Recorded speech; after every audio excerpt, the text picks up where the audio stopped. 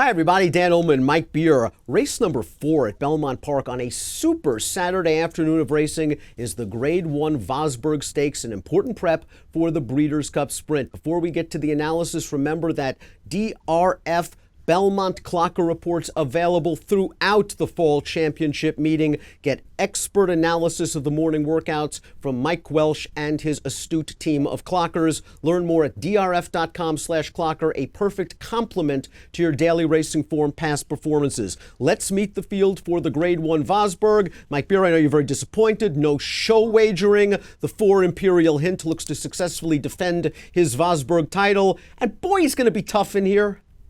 Yeah, I mean, he really is. He's just, especially based off his last race, Dan, I don't know that I expect he'll ever run that well again, but boy, that effort in the Vanderbilt was something last time. Let's take a look at the Timeform US pace projector for this race. Remember, the Timeform US will automatically alter the pace projector after scratches are announced. You visit timeformus.com for the updated pace projector. We've got Call Paul on the lead. We're not expecting Call Paul to run in this race. He is cross-entered at Delaware. If Call Paul doesn't make the lead, is there a scenario where Promises Fulfilled can shake loose? Yeah, Promises Fulfilled could shake loose even if Call Paul's in the race. How is Call Paul beating Promises Fulfilled to the lead in here? That's impossible. The question is, even if Promises Fulfilled does make the lead, how far away is Imperial Hint going to be? Because he's not a slow horse. That's the thing. Imperial Hint can beat you on the lead, and he can beat you from just off the pace. We're not expecting Call Paul to run. I am expecting Promises Fulfilled to be shot out of there to try to make the front. A horse that's going to be coming from behind is the 2 American Power. Now, American Power is cross-centered in a little stakes race at Laurel. It looks like they're going to run here to try to get at least a Grade 1 placing. This horse is coming into the race sharp for trainer Linda Rice. One of the last 3. Let's go back to Saratoga on August the 29th. Starter optional claimers, and this is what's known as widest and fastest. Yeah, that's his running style. He doesn't have a lot of speed, but he does run through the stretch. Linda Rice, she's one of those trainers that you want when she's moving horses up. When she has confidence in her horses, you can have confidence in them too. I don't see this horse being a real factor in this race, but maybe he can get a piece of it.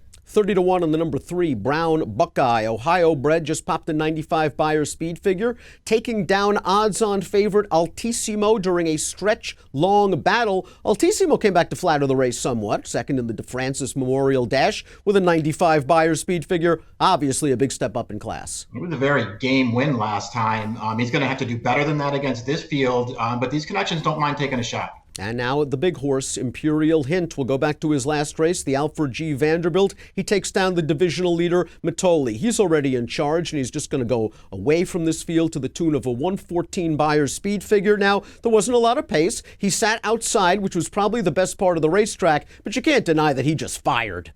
He just ran a huge race in here. It's only his 3rd start of the year. I thought his first 2, maybe left a little something to be desired, but he's just back from Dubai in this effort. I mean, he really ran in here. He had shown, prior to this that he was one of the best sprinters in the country anyway. Now that you sort of look at him and feel like he hasn't even lost a step, he's supposed to be really tough in here. Promises Fulfilled, I think, has been a little bit unlucky this year. I think a lot of folks, on the other hand, are going to say he's been a little bit disappointing this year. His first start back was Dubai off a long layoff. He didn't really break, and that cost him his chance. They ran him in the Churchill Downs Stakes. I guess there was no excuse that day, but he was returning from Dubai and facing Matoli. Met Miley's off the rail on a gold rail day. 4 go last time out. I don't know what happened. That was just a bad effort from Promises Fulfilled, although maybe he didn't want to be down inside. His win in the Nehru 2 starts back. They kind of handed that race to us on a silver platter to him. So I'm not really sure where he is on a form cycle. I know on his best day when he's loose, he's dangerous. Yeah, I agree with that. It's funny. That is the real key is just, how do you think he's doing this year? Do you think he's come back as good at 4 as he was at 3? Because he was real good at 3.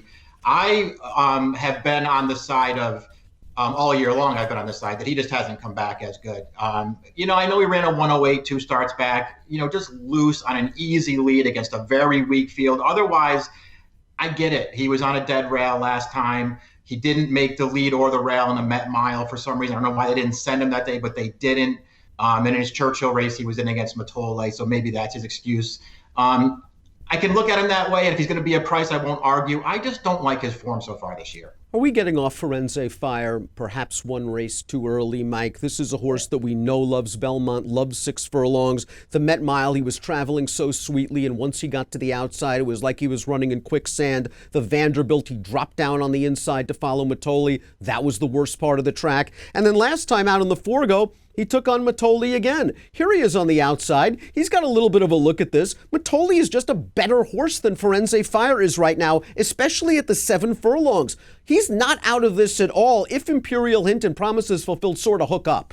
Yeah, I agree. I thought long and hard about putting him on top. Maybe I should have done it. I think he does deserve one more chance. Obviously, if Imperial Hint shows up and runs the race he ran last time, it's not going to matter.